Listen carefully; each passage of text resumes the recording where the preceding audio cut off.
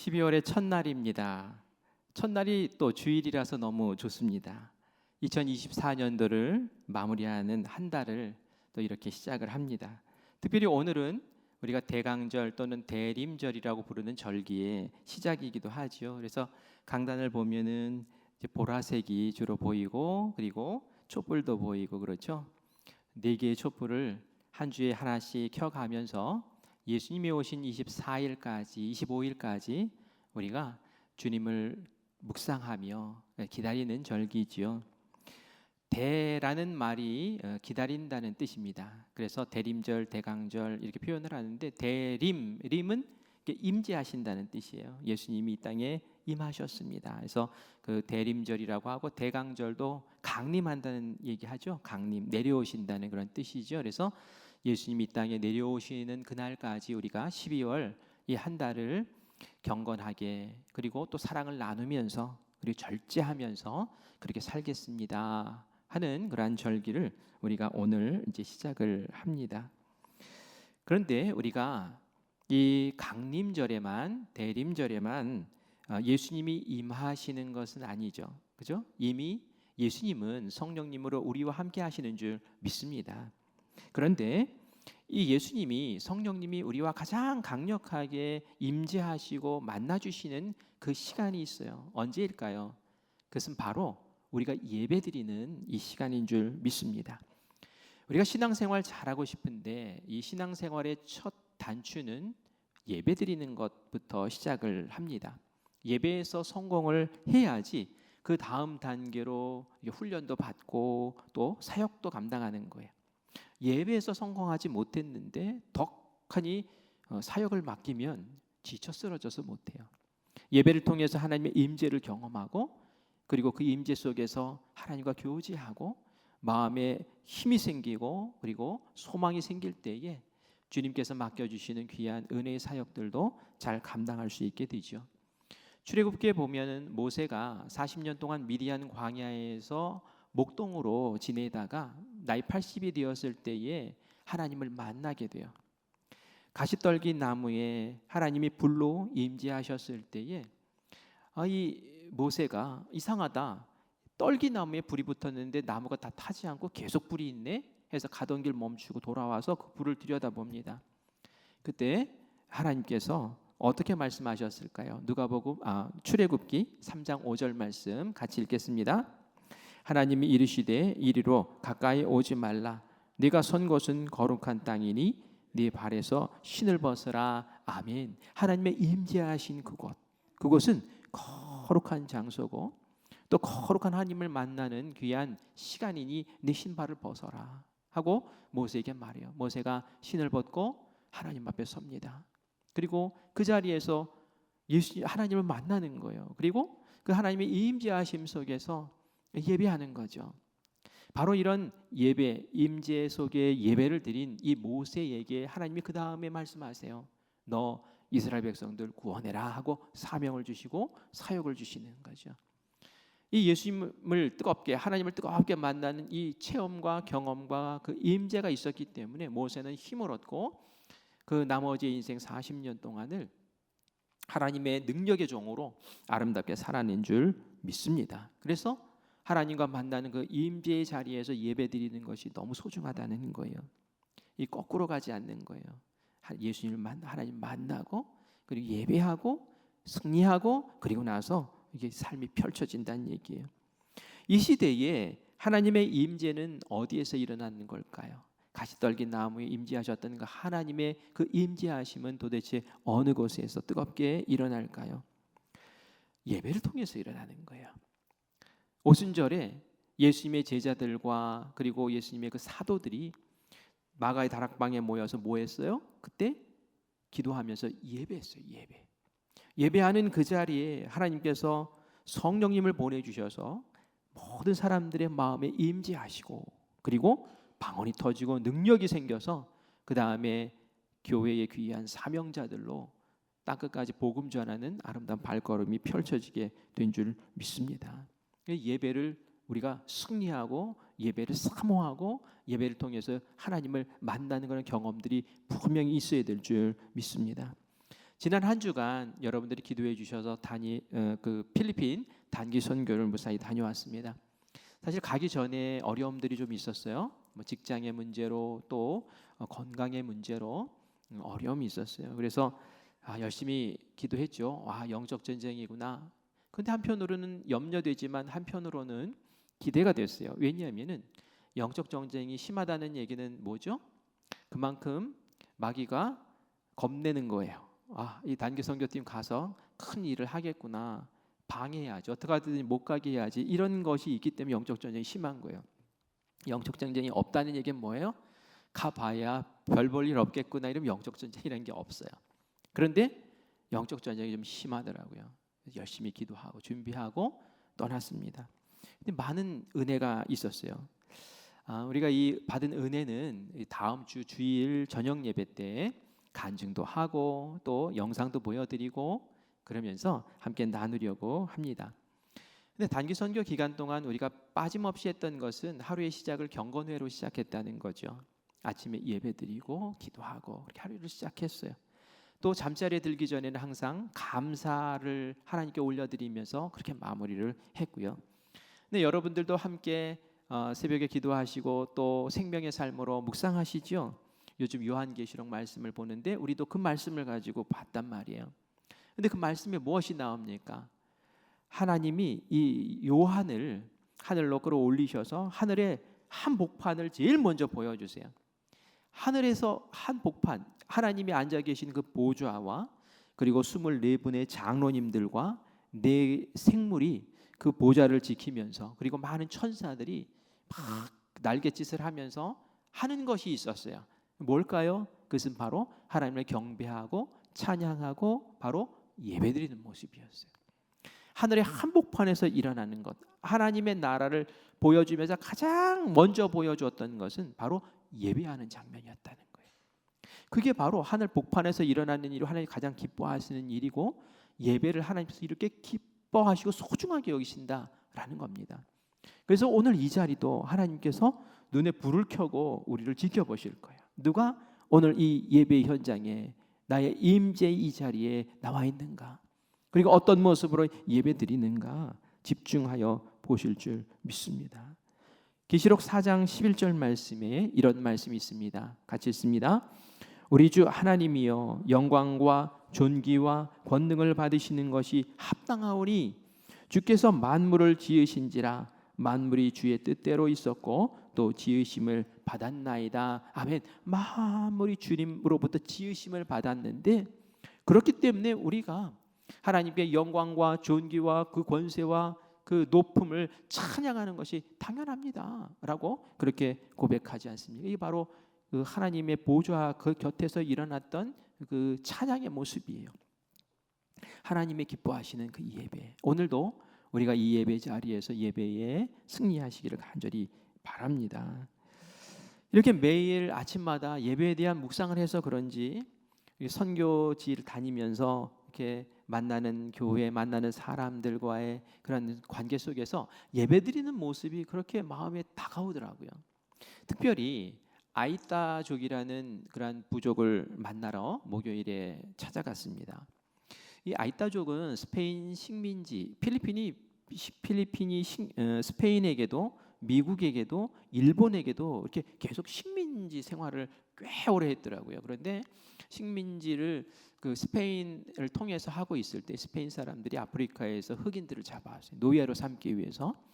그리고 나서 이 스페인이 그 식민 통치에서 물러가면서 이 흑인들을, 이 노예들을 그냥 방치하고 그냥 가버렸어요. 이 사람들은 졸지에 이렇게 뭐 보호도 못 받는 그런 신세가 돼버리죠. 그래서 어떻게 했냐면 산으로 들어갔습니다. 산으로 들어가서 자기들끼리 모여서 이렇게 자기들의 언어를 쓰면서 자기들만의 그 삶을 살아왔어요. 그런데 필리핀 정부에서 그 산을 개발하면서 너희들 여기서 나가 해가지고 막 쫓아내니까 이 사람들이 또 산에서 내려와서 다른 곳에 이주해서 난민처럼 그럼 사는 모습을 보았습니다. 그들이 사는 집의 모습이에요.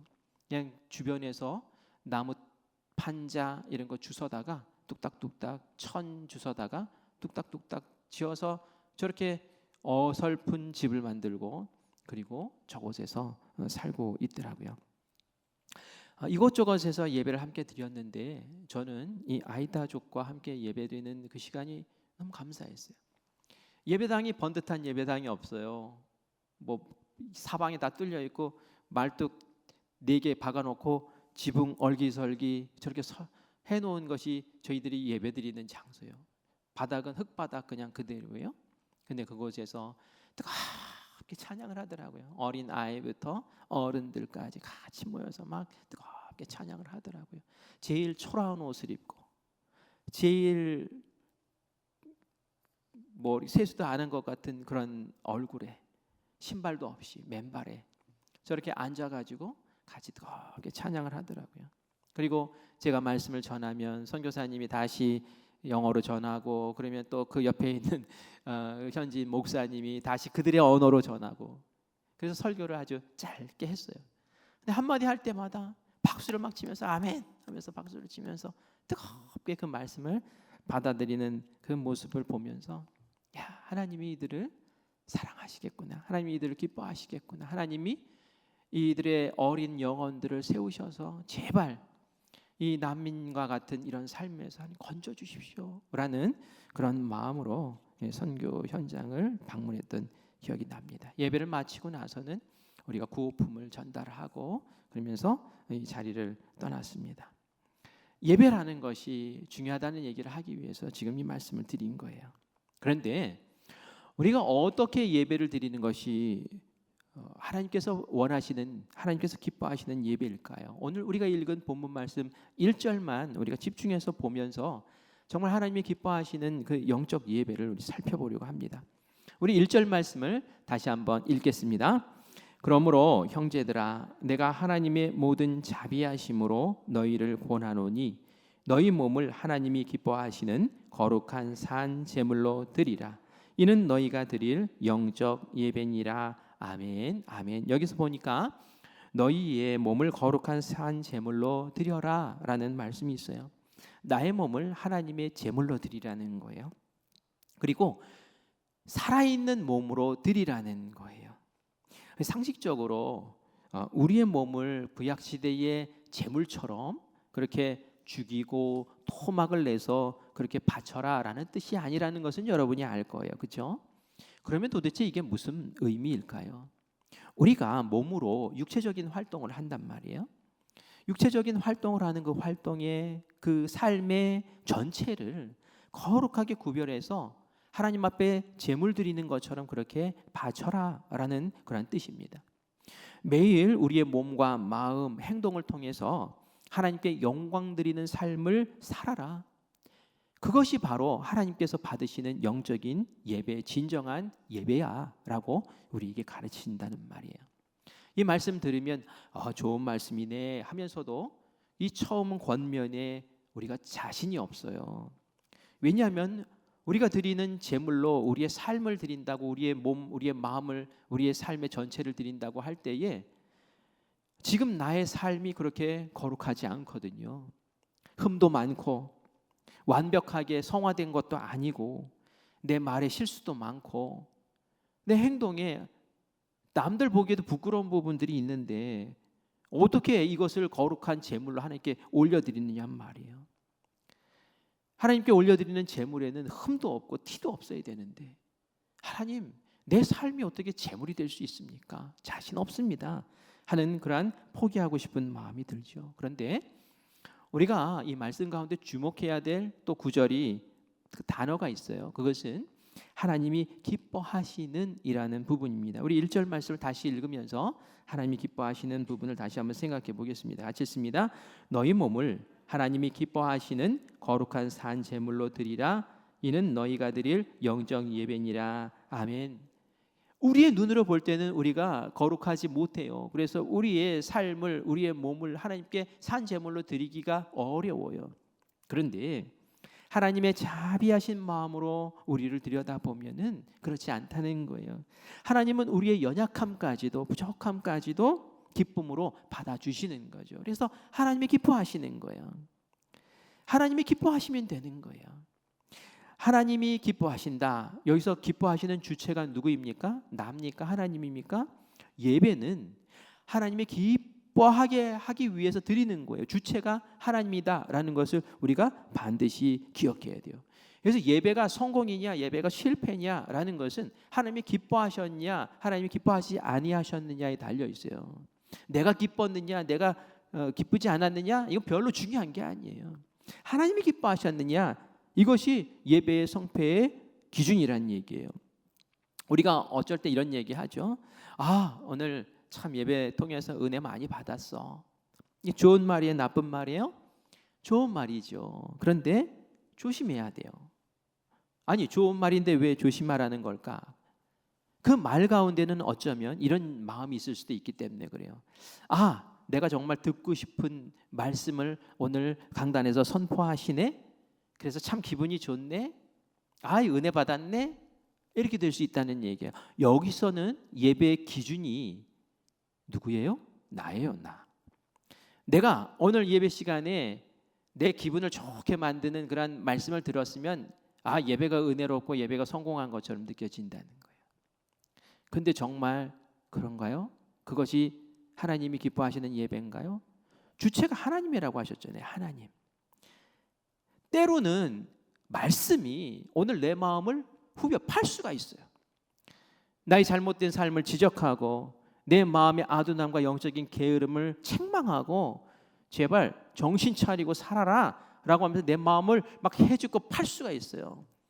그러면 그것은 실패한 예배인가요? 그것은 내 마음을 어렵게 했으니까 이거는 안 좋은 예배인가요? 아니요, 그렇지 않아요. 그 말씀을 통해서 내가 정신 차리고 하나님 앞에 깨닫고 부딪히고 그리고 다시 일어설 수 있다면 하나님 입장에서는 그게 성공한 예배인 거예요. 그게 은혜 있는 예배인 거예요. 아프지만 하나님이 주체가 되셔서 그 예배를 보실 때는 하나님께서는 그 예배야말로 성공한 예배야, 내가 받는 예배야 라고 하신다는 얘기예요. 다시 말해서 내 감정이 중심이 되어서 그 예배가 성공했냐 실패했냐 기쁘냐 슬프냐를 판단하면 안 된다는 얘기입니다. 나는 나 중심의 예배자인지 아니면 하나님이 기뻐하시는 예배를 드리고 싶어하는 그런 예배자인지 한번 점검해 보시기를 바라요. 한번 제가 질문을 해볼게요. 오늘 아침에 일어났는데 오늘 내가 예배 드릴 기분이 아니에요. 그런데 억지로 뭐 어떻게 뭐 강제로 끌려서 나왔다든지 이 예배 자리에 앉아 있어요. 이렇게 억지로 예배 드리는 거 맞나요? 틀린가요? 이런 예배 하나님이 기뻐하실까요? 기뻐하지 않으실까요? 우리가 이제 간단하게 생각해 보면 그런 예배를 하나님 받으시겠어? 억지로 끌려 나와서 예배 드리는 거 그거 받으실까? 이런 마음 들 수 있어요. 그러나 또 달리 생각하면 그렇지가 않아요. 40대 아들이 60대 어머니에게 이렇게 투덜거렸답니다. 어머니, 오늘은 제가 예배드리기 정말 싫습니다. 제가 예배드리기 싫은 3가지 이유를 말씀드리겠습니다. 첫째, 주일 아침에 좀 늦잠 좀 잡시다 어머니. 둘째, 대표 기도하는 장로님의 기도가 너무 길어요. 설교보다 너무 길어요. 셋째, 성가대의 불협화음 너무 거슬려요. 오늘은 좀 쉬고 싶어요 어머니. 이렇게 얘기를 하는 거예요. 이 3가지 이유를 들면 우리 교회 얘기는 아니죠. 우리 교회 얘기는 아닙니다. 오해하지 마십시오. 그러자 어머니가 그럼에도 불구하고 예배 드려야 하는 이유 3가지를 말씀을 했답니다. 첫째, 예배는 선택이 아니라 의무야. 우리에게 주어진 의무야. 네 감정 따라서 드려도 되고 안 드려도 되고 그러는 거 아니야 라는 거예요. 둘째는 예배는 사람과의 관계가 아니라 하나님과의 관계 속에서 드리는 거예요. 그러니까 하나님 바라보면서 예배 드려야지. 셋째는 결정적인 이유인데 담임 목사가 결석하면 설교는 누가 하니 아들아, 이렇게 얘기를 하더래요. 목사님이 지금 엄마한테 예배드리고 싫다니, 어떻게 보면 농담 같은 얘기예요. 하지만 이 농담 같은 얘기 속에서 우리에게 주는 교훈이 있어요. 이 목사님도 담임 목사님도 늘 성령 충만하고 마음이 충만하지 않을 때가 있어요. 그렇다고 내 감정 따라서 내 마음 따라서 예배가 드려도 되고 안 드려도 되고 좌지우지되고 그런 건 아니잖아요. 물론 기쁨과 감사 속에서 자발적으로 예배를 드리는 것을 하나님이 더 기뻐하시겠지만 때로는 의무감 때문에, 때로는 하나님과의 관계 때문에 그것을 의식하면서 내가 이 예배 자리를 지키는 것도 하나님께서는 기뻐하실 줄 믿습니다. 그 마음의 중심을 보시는 거예요. 그리고 그렇게 애쓰는 그 모습을 보시는 거예요. 그리고 예배 시간을 통해서 하나님이 분명히 말씀으로 만나 주시고 그 삶을 변화시켜 주시고 깨닫게 하시고 세우시는 은혜를 반드시 주실 줄 믿습니다. 그래서 우리 마음 가운데 작정하셔야 돼요. 예배는 반드시 드려야 된다. 예배는 반드시 드려야 된다. 그것이 바로 나 중심이 아닌 하나님을 중심에 두고 예배자로 사는 삶의 모습이다라는 거예요. 이 자리에는 가정을 이끌어 나가는 가장들이 있으십니다. 가정을 꾸리며 사세요. 집에 빨리 들어가서 우리 자녀들 만나야지 하는 마음도 있는가 하면은 때로는 막 직장 상사한테 막 깨지고 또 인간관계 속에서 상처받아서 사람 좀 안 보고 싶어 하는 마음도 있어요. 그런 때는 집에조차도 안 들어가고 싶어요. 내 감정이 너무 상했고 너무 마음이 무너져 있기 때문에. 그래서 내 기분 따라서 집에 안 들어가도 되는 건가요? 그건 아니잖아요. 내 마음이 무겁고 아파도 내가 돌보고 또 챙겨야 될 가족이 있기 때문에 내가 의무감 때문에 책임감 때문에도 그 가정에 들어가서 가장의 역할을 또 감당하는 것 아니겠습니까? 이 자리에 또 학생들도 있어요. 학생들 일어났는데 오늘 정말 학교 가기 싫어요. 정말 학교 가기 싫어. 학교 안 가도 되나요? 그건 아니에요. 왜? 나 학생이니까. 의무감과 책임감 때문이라도 그 자리에 간단 말이죠. 우리도 마찬가지입니다.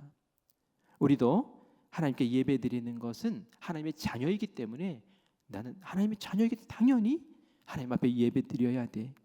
때로는 나의 감정이 흔들리고 내가 너무 기분 나쁘고 내가 충만하지 않고 그럴지라도 예배 드리는 그 자리는 하나님과 내가 만나는 자리고 나는 예배를 선택하는 것이 아니라 이것이 나의 의무야 라는 마음으로 나는 반드시 예배 드린다 라는 그러한 각오로 우리가 살아갈 때 하나님께서는 이 예배를 통해서 우리를 만나 주시고 우리를 회복해 주실 줄 믿습니다.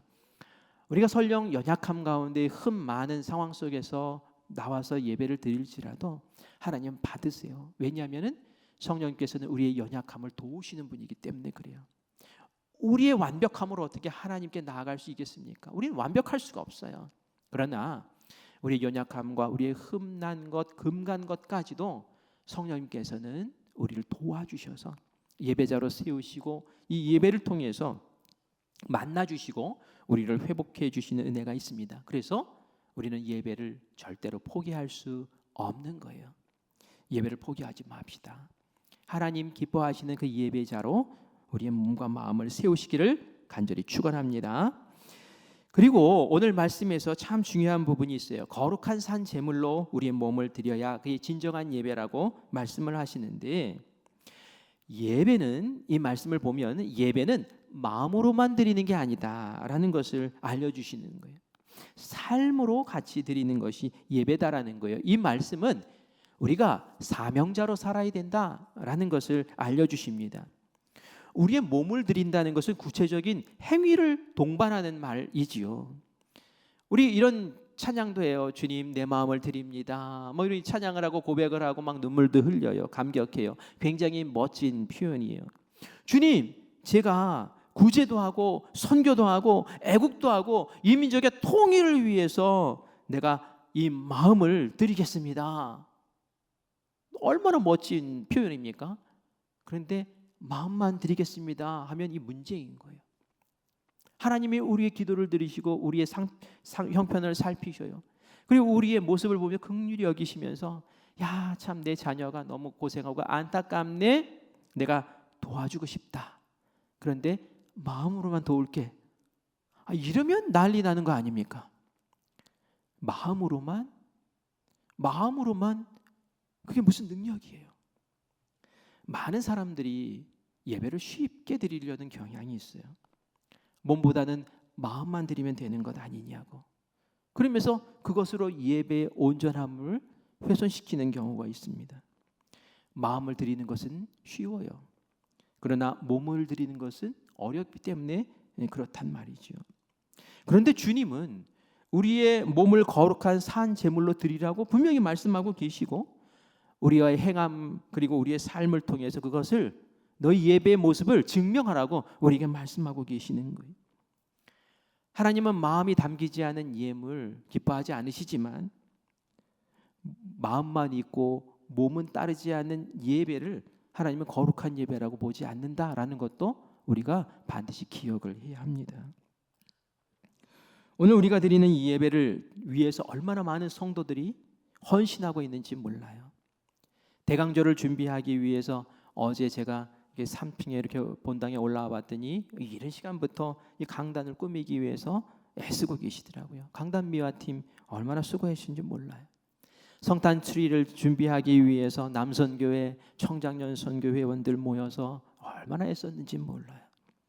속회를 마치고 이제 교회 예배당 각 구석을 청소하는 그런 손길들을 봤어요. 얼마나 감사한지 몰라요. 그리고 식당에 내려갔더니 점심 식사를 준비하기, 애찬을 준비하기 위해서 애쓰는 준비하는 그 모습도 있었어요. 찬양대 또 성가대 토요일에 모여서 미리 모여서 연습하고 준비합니다. 여러분들의 예배를 돕기 위해서 차량 봉사 팀원들 차량 운전을 아침부터 일찍 해주고, 그리고 주차 봉사 팀원들 추운 날씨인데도 불구하고 다 와서 교회 얼굴이 되어서 열심히 주차 봉사 해주고 있어요. 교회 학교 교사들 일찍 모여서 미리 준비하면서 여러분의 자녀를 위해서 했어요. 속회 지도자들 화요일에 새벽 기도에 일찍 나와서 새벽 기도에 마치면 또 식당 1층에 모여서 열심히 또 속회를 준비하고 있어요. 우리 장로님들은 여러분들이 알지 모르는 그런 문제들을 놓고 끙끙거리면서 그것을 해결하기 위해서 애쓰고 노력하고, 우리 임원들 땀 흘리면서 애쓰고 있어요.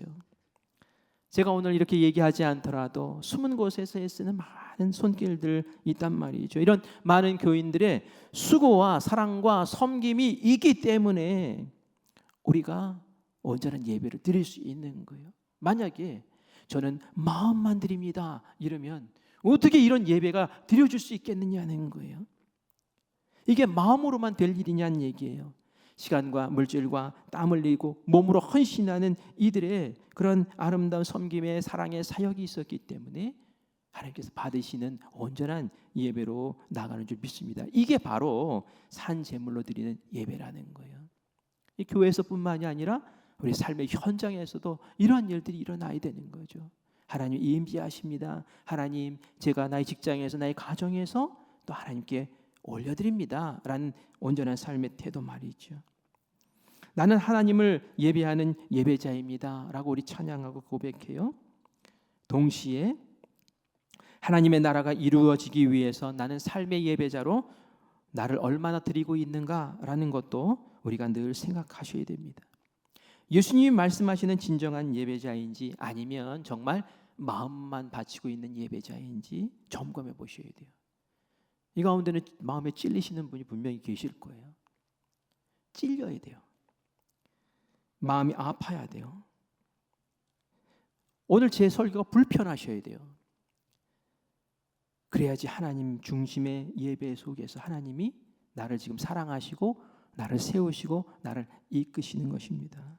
그게 바로 은혜고 그게 진정한 예배예요. 나 듣기 좋은 예배, 설교, 말씀 그거 들으라고 이 자리에 온 게 아니란 말이야. 여러분, 우리가 시간과 장소를 선택해서 예배를 드린단 말이에요. 어떤 기준으로 여러분 오늘 일부 예배를 선택하셨습니까? 그리고 오늘 이 현장에 이렇게 나와서 예배 드립니까? 하나님을 향한 헌신으로 나오셨습니까? 아니면은 이 시간이 편리해서 나오셨습니까? 편한 시간에 예배 드리는 것 나쁜 건 아니에요. 그런데 편하기 위해서 예배 드리는 건 아닙니다. 오늘 이 예배 드리고 오늘 하루 온종일 거룩함과는 전혀 상관없는 삶을 산다면 그게 올바른 예배자인가 스스로 물어보셔야 돼요. 편하기 위해서 하나님 앞에서 거룩한 삶을 살아야 할 예배의 모습을 포기해서는 안 되는 거예요. 그 예배 주체가 나인가 하나님인가를 고민하셔야 된다는 얘기예요. 정말 하나님이 기뻐하시는 예배자인가를 고민하셔야 되는 거예요. 하나님이 예배당에서 예배드리는 걸 기뻐하실까요? 아니면 유튜브를 통해서 예배드리는 것을 기뻐하실까요? 어떤 걸 기뻐하실까요? 현장에 나와서 예배드리는 걸 기뻐하시죠. 그런데 유튜브를 통해서 예배드리는 것도 괜찮지 않나? 이제 말씀하시는 분들도 계세요. 예배 안 드리는 것보다는 100배 낫죠. 그런데 뭐 그런 얘기 하셔요. 시공을 초월하시는 하나님이니까. 유튜브로 집에서 드리면 어때? 뭐 다른 여행지에 가서 드리면 어때? 이런 말 해요. 맞아요. 하나님은 장소에 매여 계시는 분은 아니에요. 그런데 우리가 솔직하게 한번 말해보자고요. 나의 편의를 위해서 그런 말을 하고 있는 것은 아닌가? 편하려고 하는 얘기는 아닌가? 예배는 불편해도 거룩함을 지키기 위해서, 헌신하기 위해서 예배드리는 거지, 나 편하려고 예배 자리를 찾는 것 아닙니다. 어떤 것이 진정한 예배자의 모습이고 마음일까? 여러분 고민해 보셔야 돼요. 하나님, 제가 이 편한 곳에 있으니 하나님 저에게 임하시옵소서. 이게 맞는 표현입니까? 아니면 하나님이 임하시는 그곳에 제가 한 걸음 더 가까이 나아가겠습니까? 이게 더 옳은 이야기입니까? 그 앞에 얘기는 나 중심인 거예요. 하나님, 제가 이 편한 곳에 있을 테니 저에게 오십시오. 하나님 오십시오. 이게 얼마나 나 중심적인 모습이에요. 예배는 하나님 기쁘시라고 하는 건데, 하나님이 그곳에 계시니 제가 하나님이 임재하신 그곳으로 한 걸음 한 걸음 나아갑니다. 그게 헌신의 모습인 거예요. 편의를 따지지 않는 모습이에요. 나의 편의를 위해서 자발적으로 예배의 자리를 옮기겠다? 그게 바람직한 일이 아니라는 거예요. 우리 좀 제대로 예배 드리는 그런 마음을 가져봅시다. 제대로 예배 드려보자고요. 우리 실천합시다. 뭘 실천하냐면은 예배 시간을 잘 지켜봅시다. 예배 시간. 우리 9시 예배, 11시 예배 있어요. 몇 시에 예배 드리는, 이 현장에 나와 있는 게 바른 걸까요? 9시, 10분 전, 15분 전 미리 나오셔야 돼요. 왜요? 8시 50분부터 찬양이 시작된단 말이에요. 그죠? 10시 50분부터 찬양이 시작돼요. 이 찬양이 벌써 예배 시간이에요. 이거 예배를 준비하기 위한 찬양 아니에요? 찬양 시간이 벌써 예배 시간이에요. 그렇기 때문에 우리가 한 15분 전쯤에 예배 시간에 나오셔서, 이 예배당에 나오셔서 기도함으로 나를 만나기 위해 미리 나와 계신 하나님과 먼저 기도하고 계셔야 돼요. 그리고 그 기도를 통해서 하나님께 마음을 열고 함께 찬양하고, 그리고 예배 참석하시는 거예요. 막 시간 되어서 허둥지둥 이건 아니잖아요. 그렇죠? 다음 주부터 한번 그렇게 예배를 드려보세요. 그게 헌신이에요. 몸으로 드리는 예배예요. 나의 편의가 아닌 하나님께 집중해서 드리는 예배의 모습이라는 거예요. 우리가 약속 시간 안 지키면 신뢰를 범하는 거잖아요. 그렇죠? 근데 하나님 앞에서는 신뢰 범해도 되나요? 그건 아니잖아요. 거룩하신 하나님인데 우리가 하나님 앞에 시간을 잘 지켜서 그렇게 나아가기를 간절히 바랍니다. 그리고 오늘 핸드폰이 한 사람도 안 울리더라고요. 너무 감사해요. 핸드폰은 꺼놓으셔야 되는 거예요. 우리가 누군가와 대화하는데 핸드폰 왔다고 그거 받고 뭐 딴짓하고 그러면 얼마나 또 그 신뢰입니까? 하나님과의 만남 속에서 우리가 하나님과 예의를 지킵시다. 핸드폰은 꺼놓는 거예요. 그리고 하나님 만나는 자리에 오시는데 복장도 단정하게, 그렇죠? 하나님 만나러 오시는데 옷차림도 단정하게 하셔야 될 줄 믿습니다.